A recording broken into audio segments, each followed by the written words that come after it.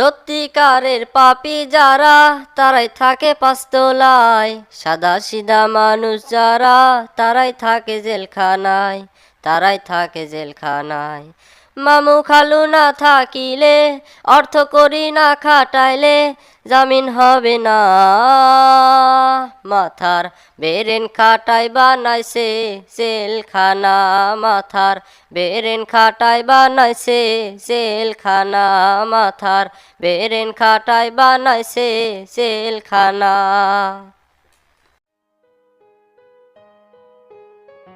আসসালামু আলাইকুম ডাক্তার সাহেব। ওয়ালাইকুম আসসালাম। তে হাসান সাহেব দাঁড়িয়ে আছেন কে? বসেন। আচ্ছা বসতেছি। তে হঠাৎ করে আমার চেম্বারে কেউ অসুস্থ হয়ে পড়ছে নাকি কোনো সমস্যা? কেউ অসুস্থও না, কারো সমস্যাও না, আপনার সাথে দেখা করতে আসলাম। আমার সাথে দেখা করতে আসলেন, কি ঘটনা বলেন তো? ওসি স্যার আপনাকে একটু আর্জেন্ট থানার যেতে বলছে, কি জানি বলবে। হঠাৎ থানার যাবার কোসে কি সব কোনো ঝামেলা হয়েছে নাকি? আরে না, কিসের সমস্যা, ওসি স্যার হয়তো আপনাকে চা খাওয়ার দাওয়াত দিছে। আপনি চলেন, কথা বলে সব বুঝতে পারবেন। ওসি স্যার আপনার জন্য অপেক্ষা করিচ্ছে। জামু তো, চেম্বারে তো অনেক রুগী, বিকেলে গেলে হয় না? সেটা সম্ভব নয়, এখনই যেতে হবে, আর সেটা আমার সাথে। এত ঘাবড়ানোর কিছু নাই, আপনি খালি দেখা করে চলে আসেননি, 10 থেকে 15 মিনিট লাগবে হয়তো।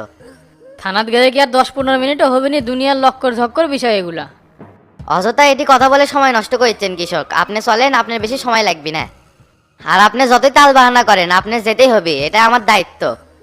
তাই এত লক্কর ঝক্কর না করে যত তাড়াতাড়ি যেতে পারবেন তত তাড়াতাড়ি ফিরবেন। ঠিক আছে, চলেন তাহলে। ভাই হাবিব তো সেই দাপট দেখে গেল। একদিন কার জন্য কি করছেন, এখন দেখেন আপনি গেল্লা ছাড় দিচ্ছে না। জীবনে যার পিছে সময় দিচ্ছেন তাই আপনার সাথে বেইমানি করে। সেজন্যই তো মুখের উপর যা ইচ্ছা তাই করলাম, কোনো ছাড় দেওয়ার কথা কই নাই। সরল মনে মানসিক বিশ্বাস করি তো তার প্রতিদান এঙ্কাই হয়। আপনি সব ঠিক কথা বলছেন, এই কথাটা কয়দিন আগে কওয়া লাগলো নি। উনি হলে বুড়ো দিন, সবাই নমিনেশন কিনছে, তে আপনি ঢাকা যাবেন কবে? কোর্ট থেকে ঘুরে ব্যাংকের ম্যানেজারের সাথে দেখা করে ওইটারই ঢাকা চলে যাবো। এই পাকেই করলে পার্টি সেক্রেটারি ম্যানেজ করে থুয়ে আসা লাগবে। আল্লাহ আল্লাহ করে আপনি যদি টিকিট পান, হাবিবের মুখে করলে গু পড়বে। উনি বড় গলায় কয়ে গেল আপনি বল ঢাকাত কেউ চিনে না। দরকার হলে ব্যাংকের ম্যানেজার থেকে যে টাকা তুলমু সব টাকায় ঢাকাত দিয়ে আসমু, তাও টিকিট নেবো। যেরকম করে হোক এবার টিকিট আমি নিমই। হাবিবের কথা খুব মাইন্ডে লাগছে। তেস বাইরে যায়, কাজটা সেরে আমি ঢাকা চলে যাবো, তুই এলাকার থাকিস নি। আচ্ছা ভাই চলেন। স্যার, এই মামলাটা মূলত উদ্দেশ্য পরিণত ভিত্তিহীন, মূলত ষড়যন্ত্রের হাতিয়ার হিসেবে এটি বানানো হয়েছে। আমরা তো এক পক্ষে কথা বলে সিদ্ধান্ত নিতে পারি না, তদন্ত করলেই সব সত্য জানা যাবে। স্যার, আপনি যে ডাক্তারের সাথে দেখা করতে চাচ্ছেন, ওকে জিজ্ঞাসা করে কি কিছু ইনফরমেশন পাওয়া যাবে? প্রাথমিক জিজ্ঞাসাবাদ করা যেতেই পারে, কারণ এই মামলার রিপোর্ট তো তিনিই দিছেন। আর উপর মহল থেকে বহুত চাপ আছে, সবকিছু মিলে আমি একটু দৌড়ের ভেতরে আছি। ওপর মহলের চাপ বলতে কি মামলাটা দ্রুত শেষ করা না অন্য কিছু? না, সেরকম কিছু না, আসলে এই হত্যার পিছনে কে জড়িত আছে সেটাই উদ্ঘাটন করাটা জরুরি। আর এরকম পলিটিক্যাল মামলা তদন্ত করতে একটু সময় লাগে, হুট করে তো আর কোনো সিদ্ধান্ত নেওয়া যায় না। সমস্যা নাই, কোনো সাহায্য সহযোগিতা লাগলে আমাদের বলবেন, অবশ্যই আপনার পাশে থেকে আমরা কাজ করব। আমরাও চাই এই সত্যতা জাতির সামনে প্রকাশ পাক। আপনাদের সহযোগিতা আমার কাম্য। স্যার, ডাক্তারের সাথে করে নিয়ে যাচ্ছে। গুড, ওকে রিমান্ড রুমে বসাও। ওকে স্যার, বসাচ্ছে। স্যার, আপনি তাহলে ডাক্তারের সাথে কথা বলে আসেন, আমি এই ফাঁকে হাতের কাজটা একটু সারে নেই। আচ্ছা ঠিক আছে। গ্রামের পরিস্থিতি কিন্তু খুব ভালো না, মেলা কষ্টে তুর্গের জামিন করে আনছি। তাই তুর্গের দুইজনের কাছে আমার অনুরোধ, কোনো ধরনের কেসাল করা যাবে না। কি কম চাষা, ডনের মোচে ইট ব্যান্ডে নদীর মধ্যে না ফালান পর্যন্ত আমার মনের জ্বালা মিটবি না। জেলের মধ্যে প্রত্যেকটা সময় কত কষ্টে গেছে সেটা ভাষাত প্রকাশ করে পারবো না। আমার গা হাত পা দেখছেন কি সেগুন হয়ে গেছি। জেলের মধ্যে খালি নিয়ম কানুন, ঠিকঠাক মতো কোনো কিছু খাওয়া পারি না। একই খাবার কি বারবার খাওয়া যায়? জীবন তো বাঁচার লাগবি, চোদনত করে খাওয়া লাগছে। কষ্ট তো হবি, ওটি কি আর সুখের জায়গা? ওটি কষ্ট করার জন্যই পাঠাছে। অকাম করছু আর এই কদিন জেলে থেকে হেফসে গেছু, আমরা যদি না থাকলাম নি তাহলে তোর কি হলো নি? বারবার কিন্তু মানা করছি, গোল্লা অন্তত মাথা ঠান্ডা করে এই কয়টা দিন পার করে লাগবি। এত কথা নাই চাচা, আমি তো তাকে একবারে দুনিয়ার থেকে গায়েব করে এলে দেবো, তাহলে তো এত কোনো পেশাল হবি না। ধরলাম না মারলাম না, দিনের পর দিন জেল খাটলাম, এলে কি আর মানে নেওয়া যায়? এগুলা আগাছা পরিষ্কার করে লাভ নাই, এগুলা সবার মূলে হলো তোতা, ওকে একবারে দুনিয়ার থেকে বিদায় করে দেবো। ওই যদি বেঁচা থাকে, বিশ্বাস করেন চাচা, আপনি যত বড় এমপি মিনিস্টার হন, শান্তি মতো দিন কাটাতে পারবেন না। তোরা কি আবার খুন করবে চাচ্ছ? মাথার উপর কিন্তু একটা মার্ডার মামলা আছে, দুর্গের রক্তের গরম এখনো যায়নি। প্রতিশোধ না নেওয়া পর্যন্ত এই মাথা ঠান্ডা হবি না, আপনি বুঝিচ্ছেন না কৃষক? এবার চাচা অগরের সাথে গেম খেলমু, আমরা যেভাবে চামু ওইভাবেই হবি, আপনি খালি দেখেন। এ গোল্লা এ এগারে সাত দিয়ে চললে সারা জীবন আমাদের পিছনে ষড়যন্ত্র করবি। ডনের সাথে যেটি দেখা হবি সেটিও এক ডলা দেবো, এটাই আমার শেষ কথা। এ তুই থাম, তোর বিগারের জন্য জেলে যাওয়া লাগছে, এবার খালি আমার কথা মতো চল, দেখ কি কি করি। আমি জানি নিয়াচ্ছি না, অক কিন্তু বুদ্ধে দেখে ভালোই মনে হয়, কিন্তু ভিতরে ভিতরে সেই যাওরা। এক সময় উই ওর এলাকাত সবার বাড়ির যা ছুরি ধরে চাঁদা লিছে, এই সাহস কি তোর হবি? এক সময় দেখবো যে উই একাই ডন আর ঘুষি জাঙ্গিরে মেরতে মেরতে পুকুরে পানি খিলেচ্ছে। অককে এটি এমনি আনছি, অক দিয়ে বহুত কাজ করে নিতে পারমো, আর আমরা তো আছি, তো তাকে এবার দেখায় ছাড়মো। সামনে নির্বাচন, পরিস্থিতি আমি কিন্তু ঠান্ডা চাই, আর শামসুও কিন্তু এটাই কয়ে গেছে। তোরা যদি এখনই বিগের পারিস তাহলে কিন্তু আমি জেলে যাই শামসুর সাথে দেখা করে এলে আলোচনা করবো। না না চাচা, যার দরকার নাই, পরিস্থিতি ঠান্ডাই থাকবি, খালি অগের ভিতর থেকে আগুন জ্বলবি। আর যদি ওরা আমাদের উপর দিয়ে ফাল পারে তাহলে কি আমরা চুপ থাকবো? আমার তো মনে হয় ডনও সুযোগ লিয়ে আছে আমাগারে মারার জন্য, কারণ আমাগারে খুব তো খালি একলা নাই। ওই রকম যদি পরিস্থিতি হয় তাহলে তোরা পাল্টা আঘাত করবো, কিন্তু আগে উপর দিয়ে কিছু করা যাবে না। আর মারার সময় খেয়াল রাখবো এমন কোনো জায়গায় মারবো না যে ওটি ডেট হয়ে যায়। আচ্ছা চাচা, কথা এটাই থাকলো। তে ফটিকছ, অনেকদিন পর বাড়িতে আসলাম, একটু হেঁটে আসি, সবকিছু কেমন উল্টা পাল্টা লাগিচ্ছে রে। আচ্ছা চলে।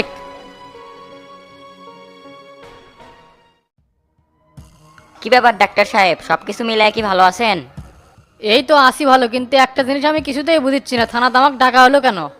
চেম্বারে মেলা রুগী বসে আছে, এগুলো থুয়ে গেলে ভক্কর চক্কর ভালো লাগে? আপনাকে যে ডাকছি সেটাও কিন্তু আপনার দায়িত্বের মধ্যেই পড়ে। সেলিম হত্যা মামলার ময়নাতদন্তের রিপোর্ট কিন্তু আপনিই দিছেন, ভুলে যায়েন না। রুগী তো সারা জীবন দেখবেনই, কিন্তু এখানে আপনার সাথে কথা বলাটাও অনেক গুরুত্বপূর্ণ। আচ্ছা, আমাকে চায়ের নিমন্ত্রণে ডেকে এরকম রিমান্ড রুমে বসে জিজ্ঞাসা করার মানে কি? আপনাকে তো এখনো কোনো কিছু জিজ্ঞাসাবাদ করাই হয়নি, এত ঘাবড়ে যাচ্ছেন কেন? টেনশন হচ্ছে নাকি?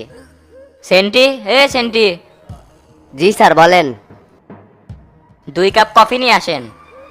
ওকে স্যার, আনতেছি। আপনি যেই দিন আমার চেম্বারে গেছিলেন সেই দিনই তো সব বলতে পারতেন, শুধু শুধু ডেকে আনা আমাকে কষ্ট দিচ্ছেন, ব্যাপারটা বুঝলাম না। ডাক্তার সাহেব এত চাপ নিচ্ছেন কেন? আপনার সাথে 1 কাপ চা কফি খাই, একটু গল্প করি, এত ঘাবড়ানোর তো কিছু নাই। একটা মামলা ডিপেন্ড করে ময়নাতদন্তের ওপর, ভুল রিপোর্টের কারণে ফাঁসি পর্যন্ত হয়। কারণ একটা ডাক্তারই রোগীর বিষয়ে সব কিছু জানে, আর মানুষজন ডাক্তার আর উকিলের কাছে সবসময় সত্য কথা বলে, আর এরকম মহৎ পেশায় থাকে মানুষকে ঠকানোর চিন্তা ভাবনা করেন না। তা তো অবশ্যই, রুগী যদি আমাদের সত্য কথা না বলে তাহলে তো আমরা সঠিক চিকিৎসা করতে পারবো না। সেলিম হত্যা মামলার তদন্ত তো আপনিই করছেন, এটা কি ঠিক? হ্যাঁ, ময়নাতদন্তের রিপোর্ট আমিই দিছি, আর সঠিকভাবে পুঙ্খানুপুঙ্খভাবে ময়নাতদন্তের রিপোর্ট আমি থানায় সাবমিট করছি। মৃত্যুর কারণগুলো কি কি ছিল? আপনি ময়নাতদন্তের রিপোর্ট পড়েননি? ওখানে তো সব কিছু উল্লেখ আছে। অবশ্যই আমি দেখছি, পড়ছি, আর পর্যালোচনাও করছি, কিন্তু হিসাব তো মেলে না। ডাক্তার সাহেব আপনি ভুলে যান না, আমি কিন্তু স্পেশাল ক্রাইম ব্রাঞ্চ থেকে আসছি, কথাবার্তার ডাইস ঠিক করবেন। এই মামলাটা আলাদাভাবে তদন্ত করার জন্য আমাকে দায়িত্ব দেওয়া হয়েছে, আর সেই ক্ষেত্রে আপনার সাথে কথা বলাটা অনেক গুরুত্বপূর্ণ। আর আপনি যদি আমাকে কর্পোরেট করেন তাহলে আমি এই মামলার তদন্তটা শেষ করব কিভাবে? জি অবশ্যই, আপনাকে আমি সব বিষয়ে সহযোগিতা করব। আপনার কি কি জানার আছে বলেন। সেলিম হত্যার মূল কারণ ছিল অধিক রক্তক্ষরণ আর মাথায় আঘাত, তাই তো? হ্যাঁ, অধিক রক্তক্ষরণের কারণেই মারা গেছে। সেলিম প্রায় 8 দিন পর্যন্ত অধিক রক্তক্ষরণ অবস্থায় হাসপাতালে ভর্তি ছিল, কিন্তু উন্নত চিকিৎসার জন্য তাকে ঢাকায় ট্রান্সফার করা হলো না কেন? আমরা অবশ্য ঢাকায় ট্রান্সফার করতে পারতাম, কিন্তু পলিটিক্যাল মামলা তো আর হাবিবি ঢাকায় ট্রান্সফার করতে দেয়নি। আমরা অনেকবার সাজেস্ট করছিলাম, কিন্তু কোনো কাম হয়নি। পলিটিক্যাল মামলা দেখেই তো এত গন্ডগোল। আচ্ছা, ময়নাতদন্তের রিপোর্টের ক্ষেত্রে কি আপনাকে কেউ প্রেশার ক্রিয়েট করছে বা ভয় দেখাইছে? না না না, আমরা মৃতদেহের উপর যে কয়টা আলামত পাচ্ছি তার উপর ভিত্তি করে ময়নাতদন্তের রিপোর্ট দিছি। বুঝছি, ময়নাতদন্তের রিপোর্ট আবার তৈরি করতে হবে। এখানে আপনার ঠিকঠাক মতো জিজ্ঞাসাবাদ করলে সঠিক উত্তর দিবেন না। লাশ পুনরায় উত্তোলন করার পর যদি ময়নাতদন্তের রিপোর্ট পাল্টে যায় তাহলে কিন্তু আপনার খবর আছে। পাল্টানোর কোনো সুযোগ নাই, আমরা সঠিকভাবে কাজ করে আসল রিপোর্টটাই আপনাদের কাছে দিছি। এই ব্যাপারে আমাকে ডেকে অযথা সময় নষ্ট করা কিন্তু ঠিক হচ্ছে না। হাসান, হাসান সাহেব এদিকে আসেন তো। জি স্যার বলেন। সেলিমের লাশ কবর থেকে ওঠানোর ব্যবস্থা করেন, ওনার লাশ পুনরায় তদন্ত করা হবে। ওকে স্যার, সব ব্যবস্থা করতেছি। কি জানি বলতেছেন? সময়ের দাম কিন্তু সবারই আছে, কেউ আপনার সময় নষ্ট করার জন্য এখানে বসেনি। প্রয়োজনে আপনাকে আবারও ডাকা হতে পারে, আপনি এখন আসতে পারেন। আচ্ছা, গেলাম তাহলে।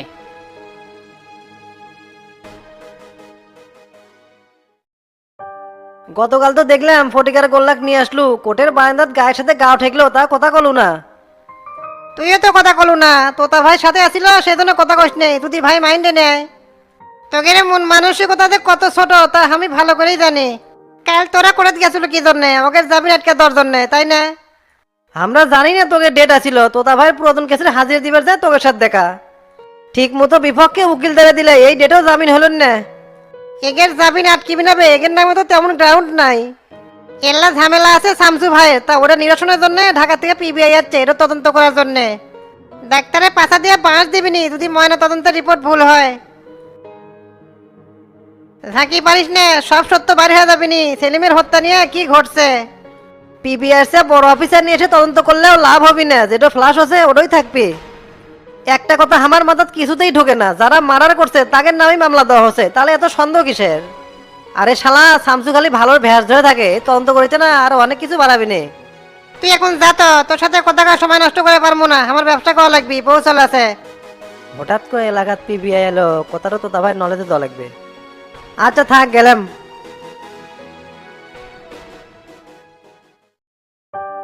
স্যার কথা বলে কি বুঝলেন? এখানে অনেক ফাঁক ফকর আছে, রুগীটার এত প্রবলেম হলো তারপরেও ঢাকায় ট্রান্সফার করলো না। আমার মনে হচ্ছে কোনো এক গ্রুপ চাচ্ছিল সেলিম মারা যাক, এটা রাজনৈতিক হাতের হিসেবে কাজে লাগবে। জি স্যার, আমিও সেটাই আন্দাজ করছিলাম, রাজনীতির স্বার্থ সিদ্ধির জন্য সেলিমকে হত্যা করা হয়েছে। স্যার হোটেলে যাবেন নাকি? তাহলে আমি আপনাকে রেখে আসার ব্যবস্থা করি। না না না, এত তাড়াতাড়ি বাসায় যাব না, কিছুই তো এখনো করতে পারলাম না। আচ্ছা তোতাকে, আর তোতাকে কোথায় গেলে পাওয়া যাবে এখন একটু বলেন তো। তোতা জনতা পার্টির সেক্রেটারি, ওনাকে দলীয় অফিসে পাওয়া যেতে পারে, ওখানে না পেলে বাসাতে পাবেন। তাহলে স্যার আমি কি ওনাকে ডেকে পাঠাবো? আপনি কি ওনার সাথে কথা বলবেন? ওনাকে ডাকার প্রয়োজন নেই, আমি নিজেই তার সাথে দেখা করব। আমার সাথে একটা এসআই পাঠাই দেন, শুধু বাড়িটা আমাকে দেখে দিয়ে আসুক। Okay sir.